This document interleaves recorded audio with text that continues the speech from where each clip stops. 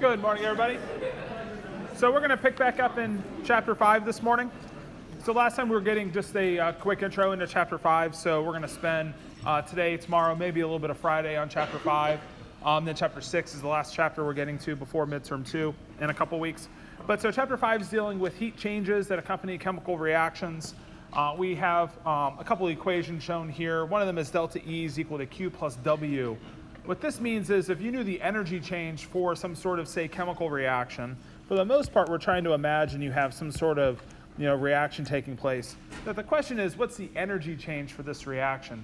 And that delta E could go up or down for the reaction. And it turns out the heat could go up or down. So heat could be absorbed by a chemical reaction, or heat can be given off by a chemical reaction. The mere sign of Q or delta E for a reaction doesn't necessarily tell you if the reaction can take place spontaneously at room temperature. We're going to see a demo in a minute of a compound that we can dissolve in water, or two different compounds we can dissolve in water, and one gets colder, the solution gets colder, and another one, the solution is going to get hotter. We're going to try to understand why that is and what that means about the relative signs of Q for those reactions. But Q is heat, W is work. Work is the idea of putting objects into motion. We talked about this a little bit last time. For the most part, if you're not actually propelling an object, like running an engine off some chemical reaction, then W is not going to be a particularly large component of the energy change for the reaction. So in chemistry, most of the energy change will be in the form of Q. And we'll talk about that in a minute. But right now is sort of the idea of the system versus a reaction, and they're almost the same thing. So you can have a system, talk about the energy change for your system, and it's related to the sum of the heat and the work changes for that system. The system is usually a chemical reaction. So a system could be, an internal combustion engine. Probably not in this class, though. But more likely in this class, our system will just be some sort of chemical reaction occurring in some sort of a container. And so our chemical reactions are usual systems. So we'll see that the energy change for a chemical reaction is equal to the sum of the heat that the reaction changes by and the work that the reaction changes by. And then one other fundamental relationship to kind of bring up right off the bat is that the heat of the system or the reaction is just the opposite of the surroundings. So if a reaction is absorbing heat to take place, if a reaction has to absorb heat to occur, then that heat has to come from the surroundings. So if the surroundings are losing heat, the temperature is probably going to drop. So the heat is directly proportional to temperature, so that if the heat is dropping, then the temperature is going to drop. So for a reaction that's absorbing heat, so let's do kind of an if-then. If the Q of a reaction is greater than 0, that means the reaction has to absorb heat to occur.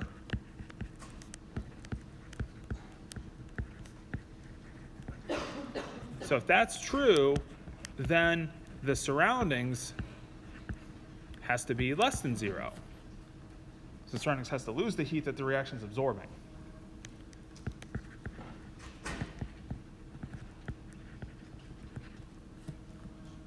So if a reaction is getting heat, it has to get it from somewhere. And it's going to get it from the surroundings of the reaction. And we can run this too. If Q is greater than 0, then it's the exact opposite. I don't think I'm going to spend the time to write it out. But if Q is greater than 0, if Q is less than 0, we flip the sign. Then that means the reaction is releasing heat, and it's going to the surroundings. The surroundings is going to absorb the heat. The next slide will go through kind of what it means for the relative signs of Q to be positive versus negative for our system versus our surroundings. Okay, so for this, what the meaning of the signs of Q and W mean, now the issue here is that they just mean opposite things if we're thinking about the reaction of the system versus the surroundings.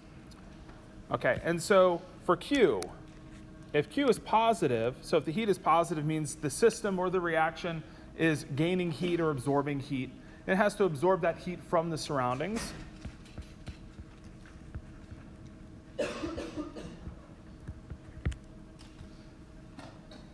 And then if the sign of Q is negative, so if Q is negative for a system or a reaction means that the system or the reaction is losing heat. It's losing heat to the surroundings.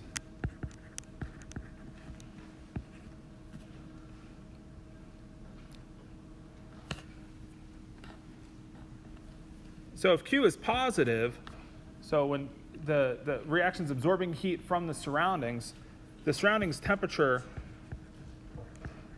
is going to drop. So if the surroundings is losing heat, then the temperature is being lost. So we have a loss of heat from the surroundings, we have a decrease in the temperature of the surroundings. And if Q is negative, then heat's going into the surroundings, then the temperature of the surroundings will increase when you flip that sign.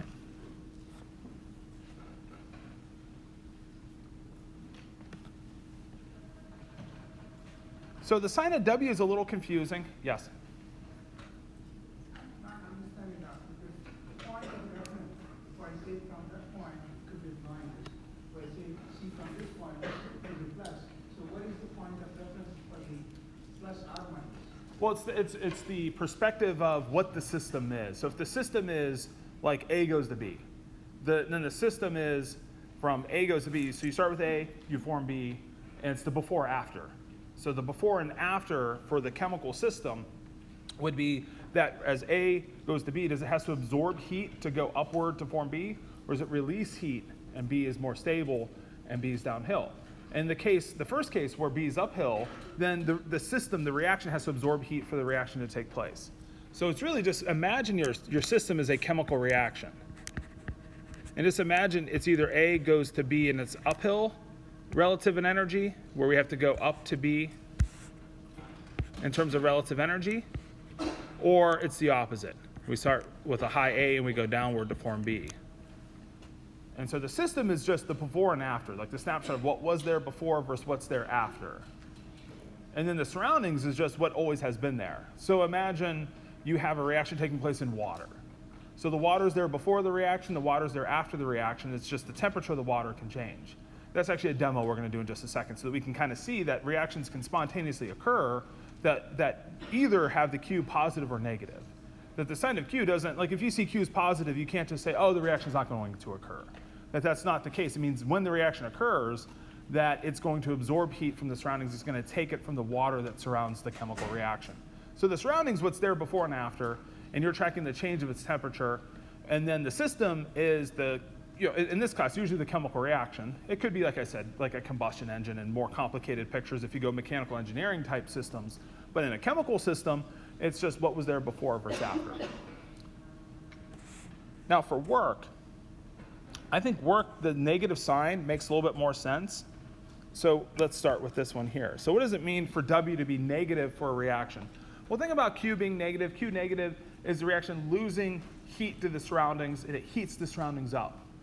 When W is negative, what it means is that the system was able to move the surroundings, put the surroundings into motion. And so imagine there's a piston on top of your chemical reaction, so the reaction takes place, and it pushes the piston outward. And so that moving the surroundings outward is what W negative means. Just like increasing the temperature of the surroundings, we put the surroundings into motion, move the surroundings.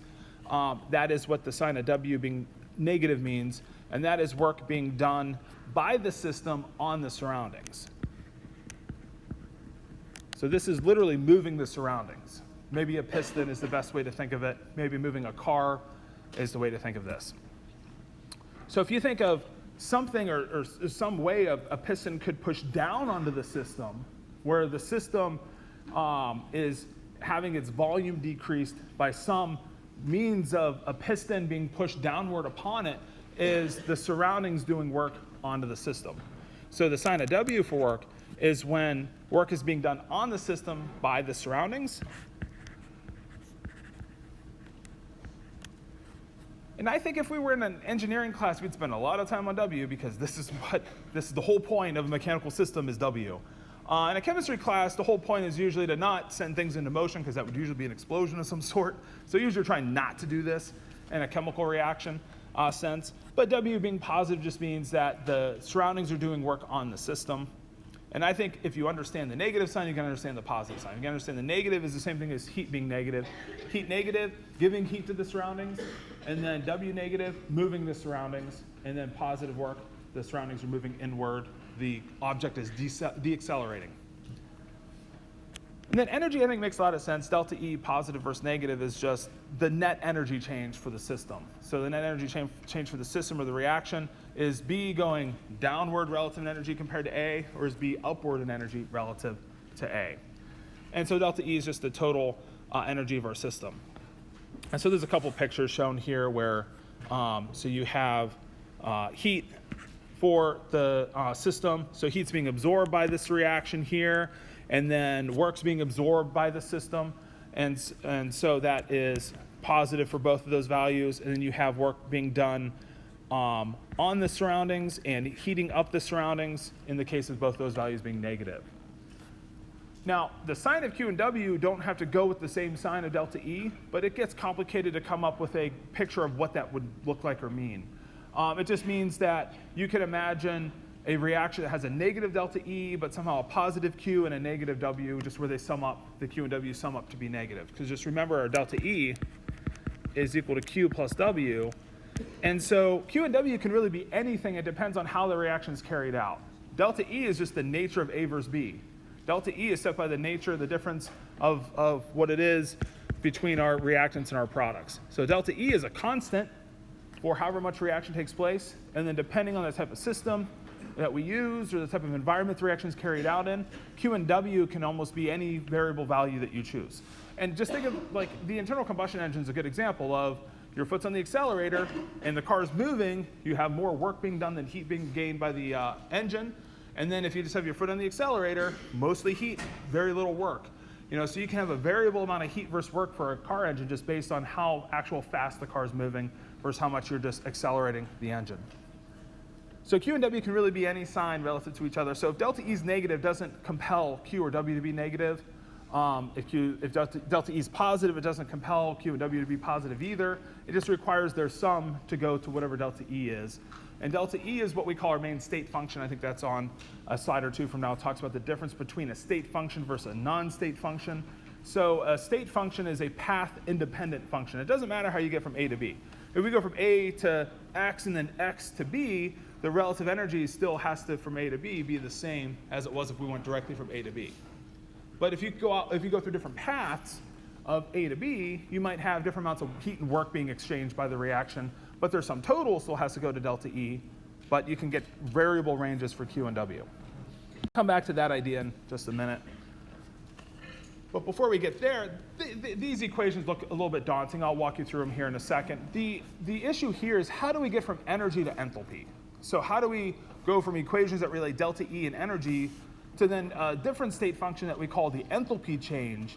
And the enthalpy change is like the sign of delta H is almost like the heat change. So the heat change of a reaction is what delta H is referring to. So let's talk about where delta H comes into play.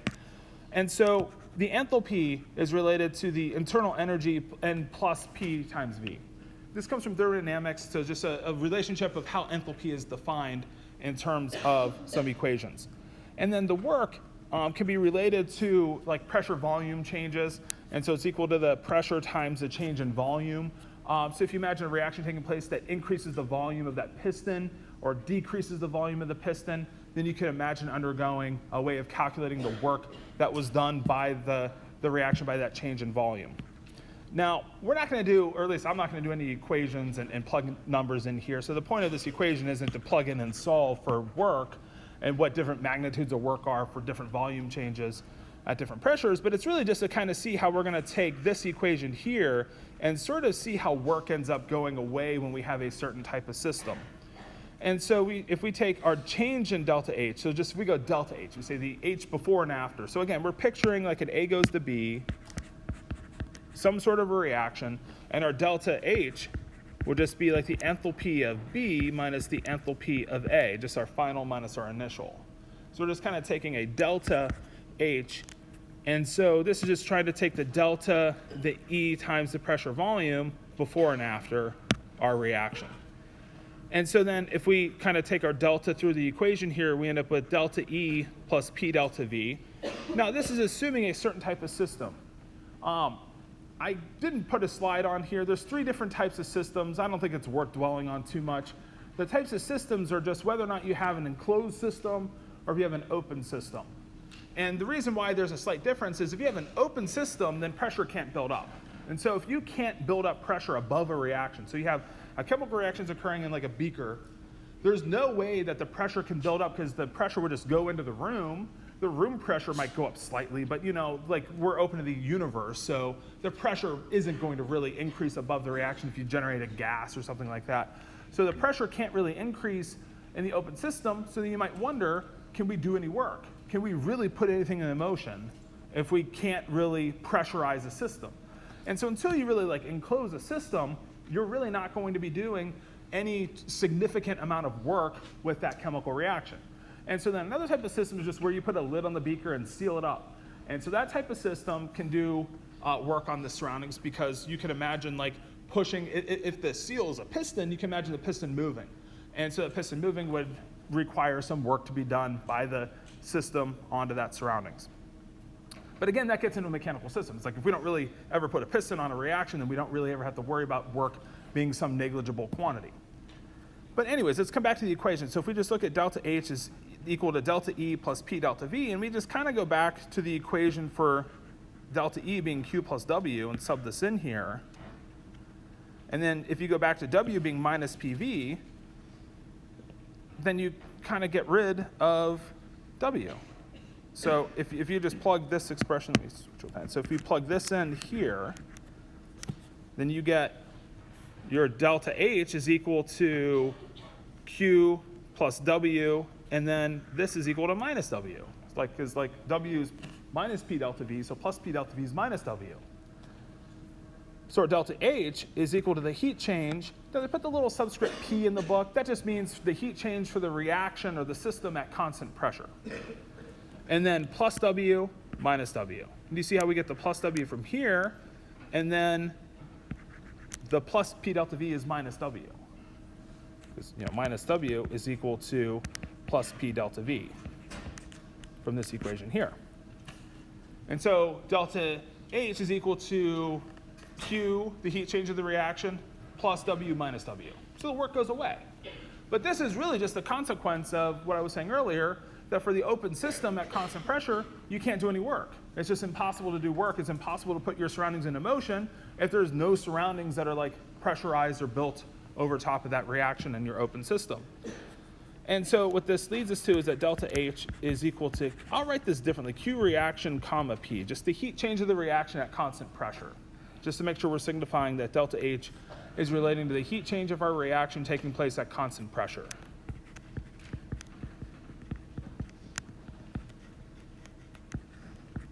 So at constant pressure. So then you might wonder, well, what happens if we have a constant volume system? Imagine you have a system where you just seal it in, and then you wonder, well, what's the heat change there? Well, if you have a system at constant volume, then I would just write it like this. So the delta H is just then approximately equal to Q reaction if we're at constant volume. This would be for a closed system.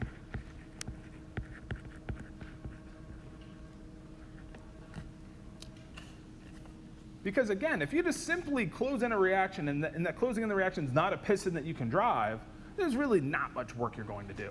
Like you can ignore work, it'll be a small correction that we're not making, and it's not going to be big enough to really change delta H by much. So that's where I just say it's approximately equal to the heat change.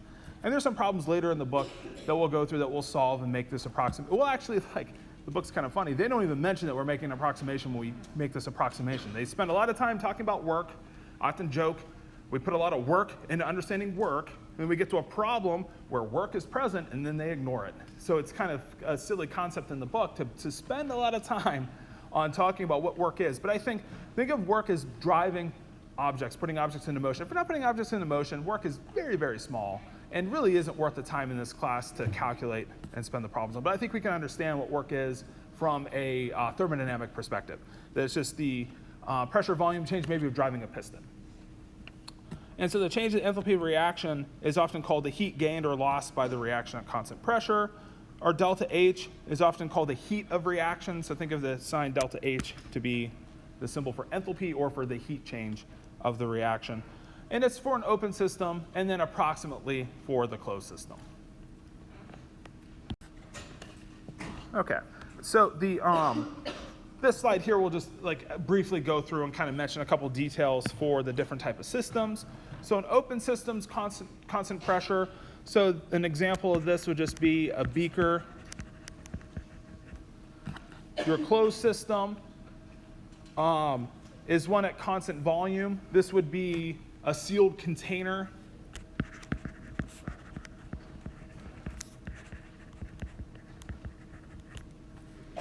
And then an isolated system would be like a sealed container in an insulated environment, in like a thermos. So this would be like a sealed thermos. And the thing that would be interesting with the sealed thermos, if you have a reaction that has to absorb heat, where's it going to get the heat from? You know, it could get a little bit of the heat from whatever's in the thermos, but it's not getting any heat from the surroundings because we're in an insulated environment, so there's no heat exchange. So there's no heat exchange between the reaction inside the container versus the outside part of the container. Now, these are the more common type of chemical systems that we'll use for chemical reactions. So I often call these our chemical systems. And these are the systems where delta H is either equal to QP or delta H is approximately equal to QV, the heat change at constant volume.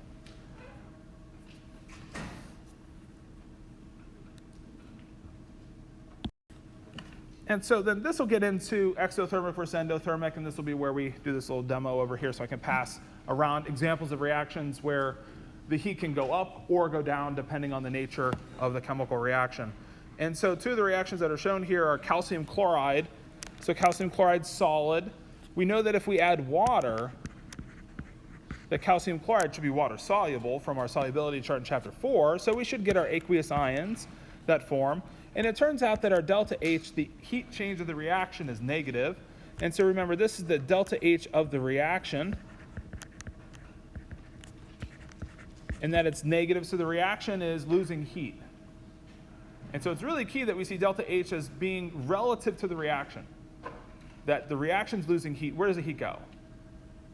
Surroundings. So should the temperature of the water that this reaction takes place in, do you think the water temperature is going to go up or down? So the water should go up. The temperature of the water, the temperature of our solution should increase. Now, sometimes you get a little confused here because you sort of see the reaction is losing heat. Why wouldn't it get colder? Because like you may think the reaction is losing heat. If the reaction is losing heat, why didn't it seem like the reaction got colder when it took place? Why isn't the solution getting colder? Well, the solution is the surroundings. So the solution surrounds the reaction, so the solution is what gains the heat that the reaction lost. So the solution is the surroundings of the reaction.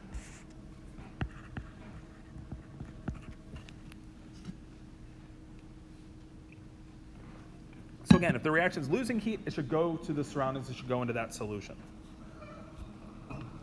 One thing that I like to say in this chapter is you can't really touch a reaction. You know, you can't really touch the system. The system is more or less an idea. The system is just the idea or the concept of what was there compared to what is there. Now, I often say, how can you touch that? How can you have a finger on something that was there and isn't there now versus something that is there that wasn't there before to sense if the temperature went up or down for the reaction? And the answer is you really can't do that. You can only touch what that reaction had been in contact with versus what the products are in contact with and what the surroundings changes are. So we can touch the surroundings of the reaction. We can be part of the surroundings. In fact, when we do this demo here and we feel a bag is hot or cold, we're the surroundings. So we're part of the surroundings then.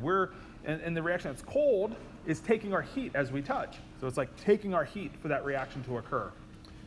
And so an example of a reaction that has the opposite sign but still occurs, like when we look at ammonium nitrate, like we know by formula from chapter 4 that this ionic compound, this is a weird ionic compound, right? It's non-metallic elements only, but ammonium's a cation, nitrate's an anion, so it's a weird example of a molecular ionic compound. But ammonium nitrate should dissolve in water. So we add this into water. We should have this reaction take place, but notice the sign of delta H is positive. So the positive sign of delta H should mean that this reaction has to absorb heat to take place. That heat should come from the surroundings. The temperature should drop here. So the temperature of our solution, that's the surroundings of this reaction, should drop. So now let's test and see if this works out this way. So we have calcium chloride, even says it should be a hot pack.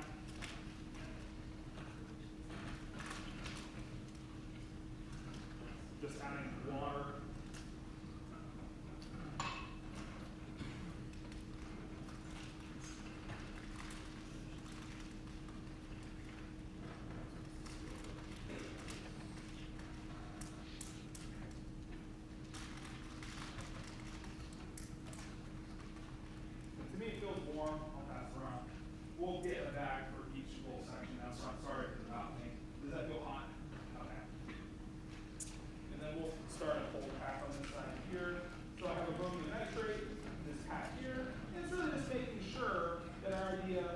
is clear that the positive delta H reaction, and this is pretty interesting, it's cold. Back off.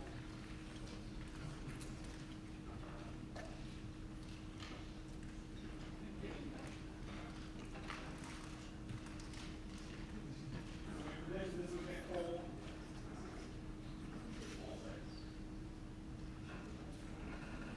It's all even. Like this isn't direct water, right? Does that feel like normal temperature water? Okay.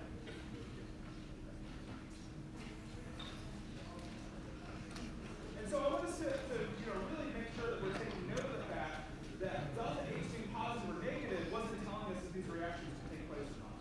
You know that the second reaction being positive didn't say, oh, energy has to be absorbed, so therefore this reaction cannot take place. No, this reaction definitely takes place.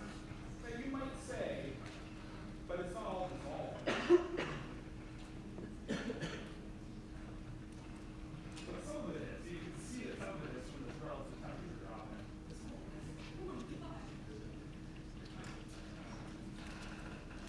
If we added more water, we could get more to dissolve.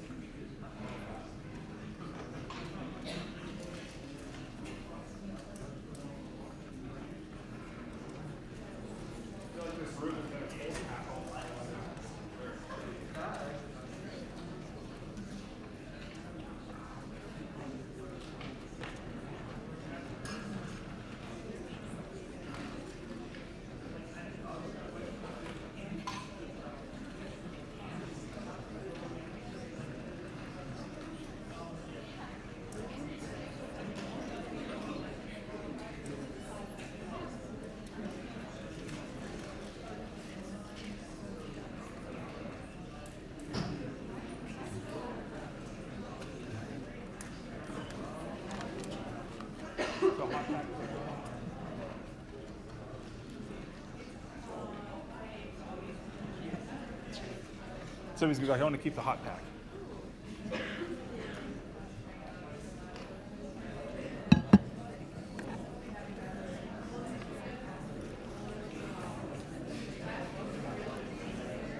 Okay, once those make it to the back, just hope you guys can bring them back up front or whatever. Ideally they don't like the chemicals floating around the room afterwards. But yeah, so you can see that the reactions can be positive in the delta H or negative in delta H still take place. It just means one of them's releasing heat and one of them's absorbing heat. So now, which word do we apply to the word exothermic versus endothermic? So a reaction that releases heat, so the reaction that releases heat is the first reaction. That calcium chloride reaction is our exothermic reaction. So when our sign of delta H is negative, this reaction here is exothermic. And then our reaction where heat's absorbed by the reaction is an endothermic reaction. So the endothermic reaction absorbs heat, exothermic reaction releases heat. And then one last thing on this slide is the basic rehashing of state functions. And this little picture here shows a battery that's charged. And so a charged battery contains stored energy. And we can use that stored energy to maybe move an object like a fan. So we can power an object like a fan. And if we're powering the fan, most of the energy from that stored battery is going into the form of work to move the fan.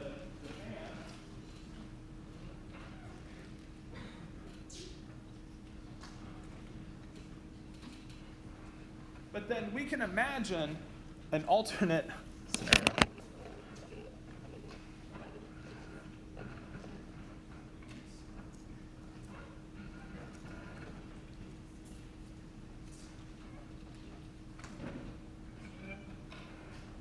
So now what if we instead just use the battery to heat up some copper coils? So we just use the battery, discharge it to heat up some coils. Well, in that case, almost all the energy change from the stored battery is going into heat, and very little, if any, is going into work, because we're not really moving anything in that case. And then we can imagine a fan that's running efficiently versus inefficiently. And so an inefficient fan might have more heat being generated, less work being done. And so the amount of heat versus work is variable. It depends on how we're carrying out those reactions. And it also, for work to be like a reasonably large value, we have to have a mechanical system. We have to be looking at an object like a fan, a car, not a chemical system. So the idea here is that work and heat can be anything, but the sum of them have to go to the delta E, the amount of energy actually stored by the battery. So the battery only has so much energy to give off, and it could give it off in the form of heat plus work. It could be all heat, it could be all work, or anything in between. So that's why we say delta E is a state function, because it's independent of how we're using the energy. There's only so much energy to be given off by the battery. But Q and W could be anything. So those are non-state functions.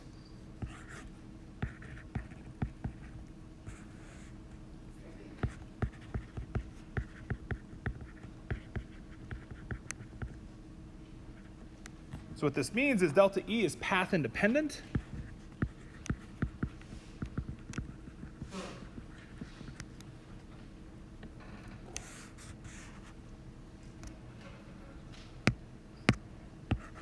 So path independent. And then Q and W are path dependent.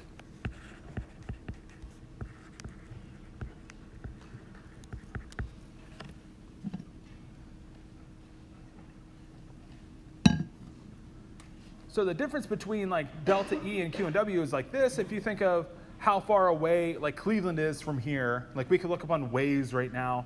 I always like Waze because you put it in another city. I don't know if you noticed this, but it always like tells you the straight line distance. I hate when it does this because it'll be like, oh, to like the Outer Banks, North Carolina is like 500 miles from here. You're like, oh, that's not that far. And then when you put in the actual directions, it's like 700 miles. And it's like, oh, that's very inefficient. And so the actual path that you take to get from point A to point B, it obviously depends on the road you take, the route you take. So you could zigzag your way to Cleveland and take 300 miles to get there, or go straight there if there was a straight line that you could follow and get there in like whatever, like 105 miles or whatever the distance is. And so the simple distance between 2 points is path independent, and then the actual route you take is path dependent. Q and W depend on the path that we take to get from point A to point B. And then, but the delta E just depends on the nature of A versus the nature of B.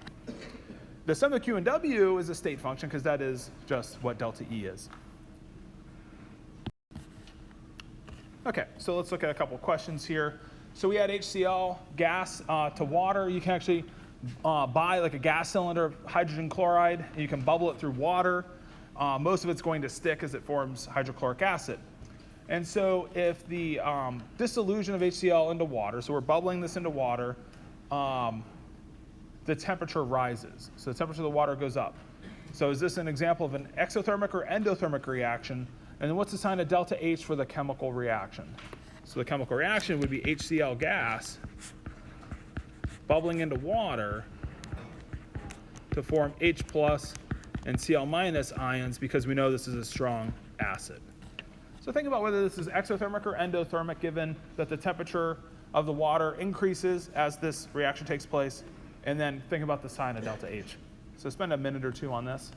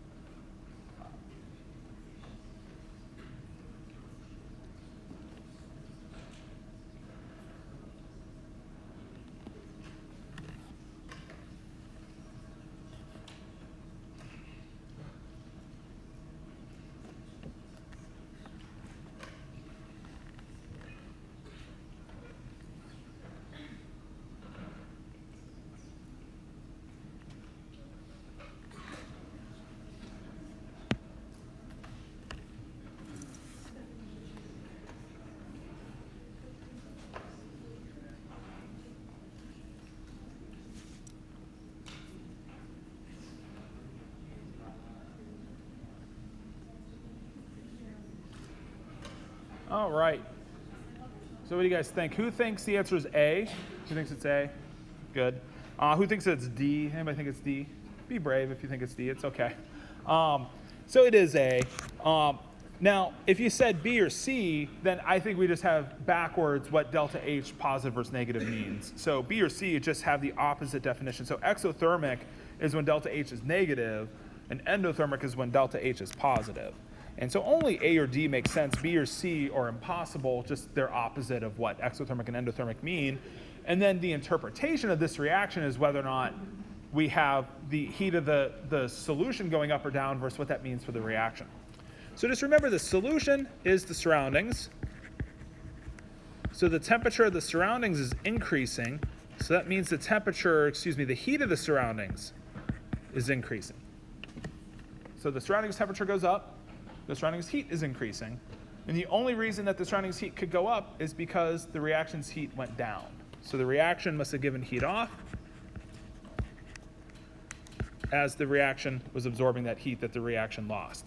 So just remember that heat of our reaction is the negative of the sign of the heat of the surroundings. So if you know the surroundings is positive in its Q, then the reaction has to be negative. And so the reaction's losing heat, of course, delta H negative exothermic. Yes? Can I blindly just take it as exothermic is delta H is negative? Can I do that? Yeah. Exothermic is always delta H negative. Delta H of the reaction being negative. Thank you. Yeah. And then endothermic is always the opposite, delta H positive.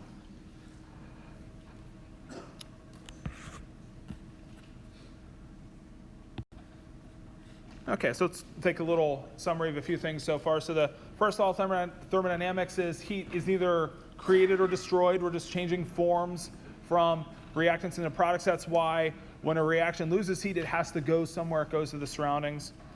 And then if a reaction is absorbing heat, it has to come from somewhere. It has to come from the surroundings. So the Q reaction versus surroundings is really coming from this first law of thermodynamics.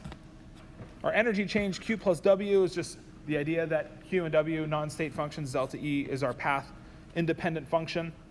We talked a little bit about our different type of systems, but these are really just meant to be chemical systems. So chemical systems, not much work being generated by these systems, either by definition for the open system or by approximation for our closed system. So then we have delta H equal to QP for the open system. Now we're going to see that a coffee cup calorimeter is an example of a form of calorimetry that we can use that takes advantage of a reaction taking place in an open system.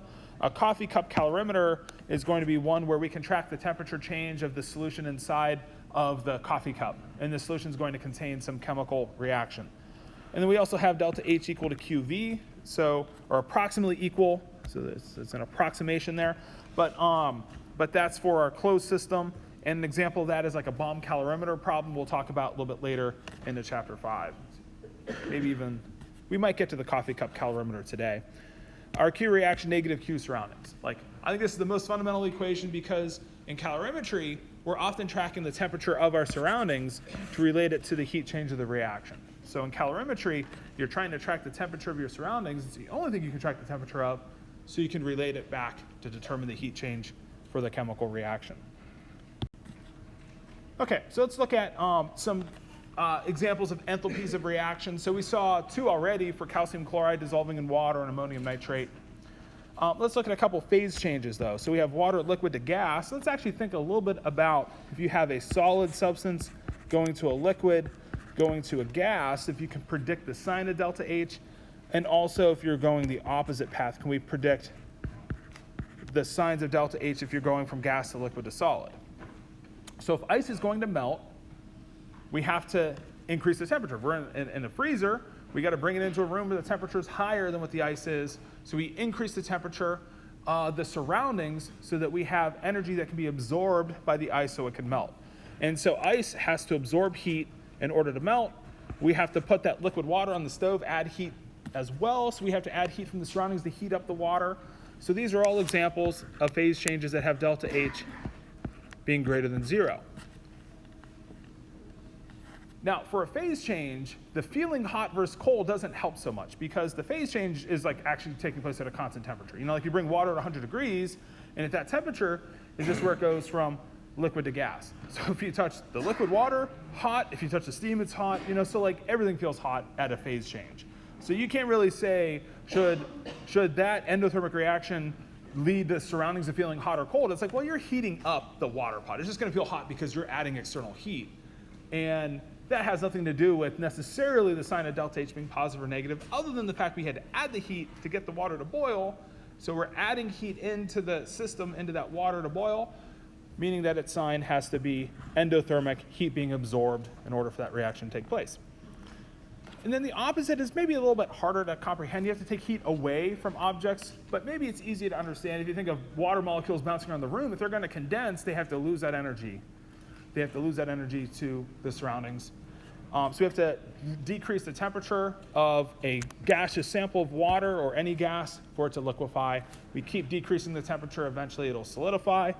And so these are cases where the reaction has to lose heat, has to slow the energy of the molecules has to slow down, and it's going to do so by physically decreasing the temperature by the surroundings temperature changing.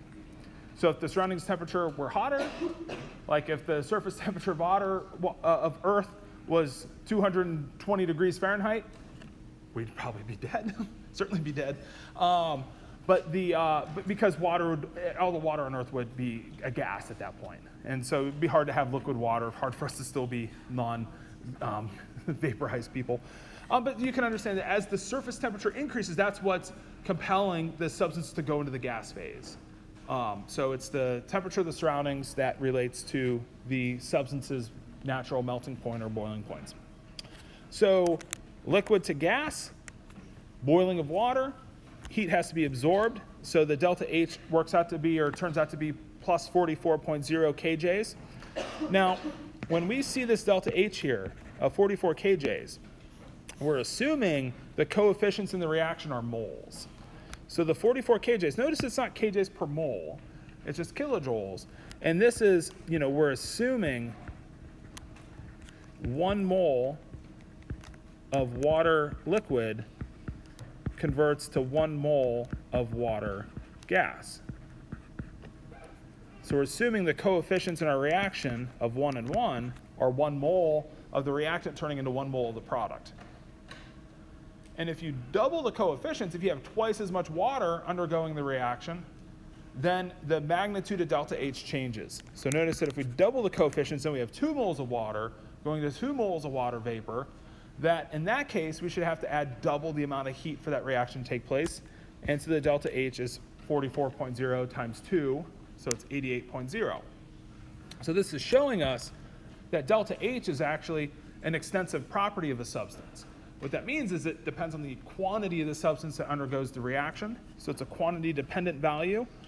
And so if we triple the coefficients, we need to change the coefficients again. So if we triple, it would be 44.0 times 3. We have to follow the first law of thermodynamics. So if we flip a reaction, the delta H has to be the negative of the sign. Otherwise, we could go from reactants to products and then back to reactants and either create or destroy energy in the process. If we go from A to B and from B back to A, the net energy change has to be 0. And so if we go water, gas to liquid, instead of liquid to gas, then the sign just flips to negative 44. So if we flip a reaction, the sign of delta H has to flip. And so this is just so if you go from A to B, and that's say 10 kJs, say delta H is equal to plus 10. And if you go from B back to A, then delta H has to be negative 10 kJs. So then nothing's happened. So if no reaction occurs, then the delta H is equal to 0. Because like A went to B, B back to A, no net change, no energy being created or destroyed. And then we can look at chemical reactions, and we can say take the first reaction is the combustion of methane. So methane plus O2 goes to CO2 plus water, and water being in the liquid state here. And so we see that that delta H is minus 890 kJs is the value of that reaction. If we then say, well, if I take the 2 liquid waters to 2 gaseous waters, we saw earlier that that's 88.0 kJs. Well, the enthalpy of our 2 liquid waters would cancel because they're in the exact same form, exact same quantity on both sides of the reaction. Then I get a new reaction where I get methane plus 2O2 goes to CO2, but now plus water gas instead of water liquid. And we can work out that the delta H would just be these two delta H's. Since we summed the reactions up, we added the two reactions up, we just add up their delta H's. And so it'll be minus 890 and then plus 88. So it'll be 802 negative kJs.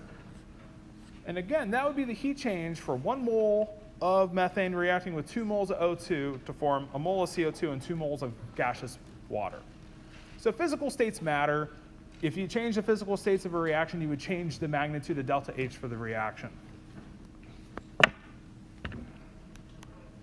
And so, again, if you're doubling the coefficients in a reaction, you double the magnitude of delta H. You flip the reaction, you flip the sign, and if you add reactions up, you add up their delta H's. We'll see this again later. This is an example of Hess's law. But it's really that Hess's law is really kind of an example of using the first law of thermodynamics. So we'll come back to some problems that look like problems like we're doing here in this last step, where we're seeing delta H of a reaction depends on the physical states of the reactants and products. Okay, so let's take a look at this reaction, or this question here. So calculate the heat released or absorbed when 5 grams of hydrogen peroxide decomposes at constant pressure according to the reaction below. So 2H2O2 goes to 2 waters plus O2. Our delta H is negative, so the heat change of the reaction is negative. So is the reaction releasing heat or absorbing heat? It's releasing heat.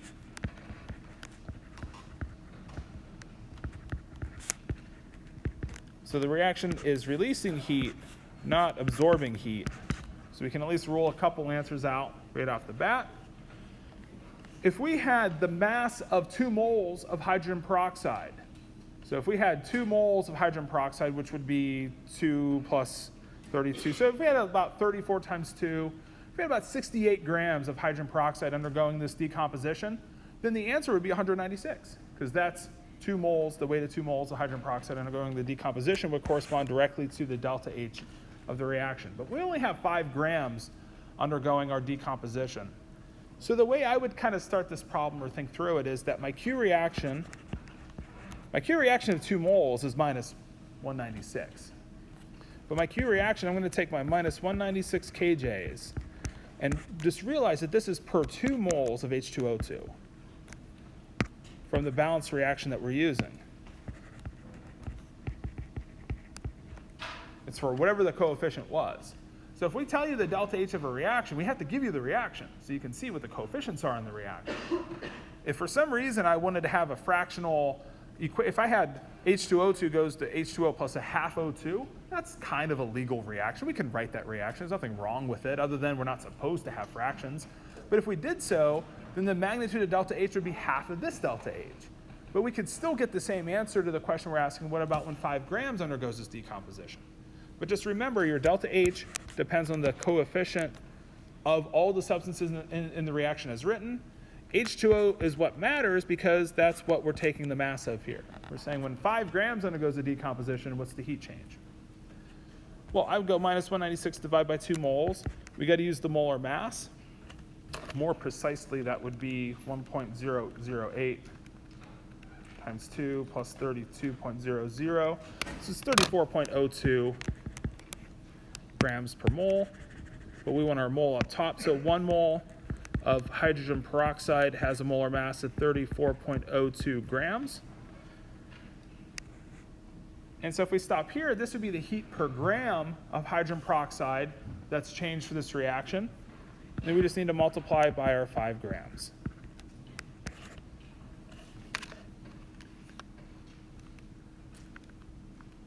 So we do negative 196, divide by 2, divide by 34.02 times 5.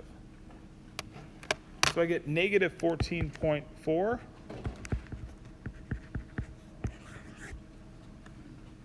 But what I like to do is keep the sign. So I thought about what the sign meant already. So I started the problem off saying I know the reaction is exothermic because of the sign of delta H. I know that that means heat's being given off by the reaction, so heat's being released to the surroundings. And so when I do the math here, I keep the sign though. I kind of want to keep the sign and then think about it in the end.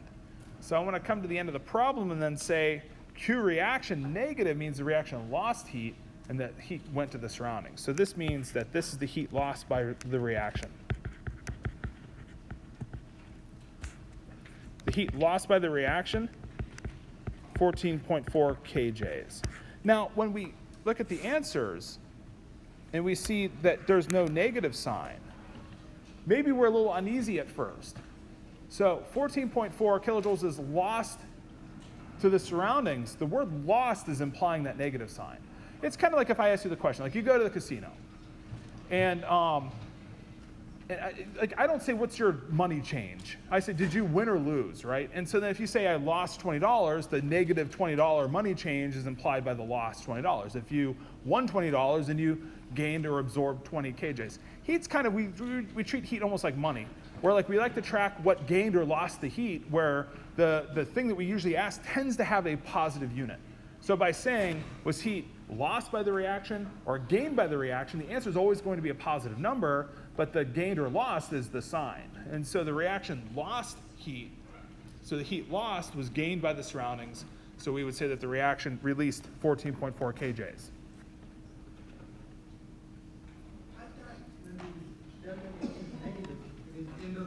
No.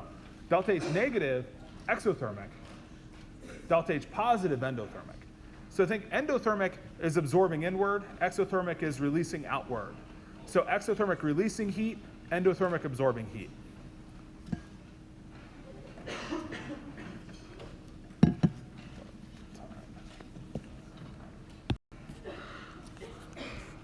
Okay, well, this slide here just relates the specific heat of substances. This will lead us into calorimetry, and that Q is equal to MCS delta T. We've seen this equation before. This is the equation that relates an object's change in temperature to its specific heat and to the mass of the substance undergoing the heat change.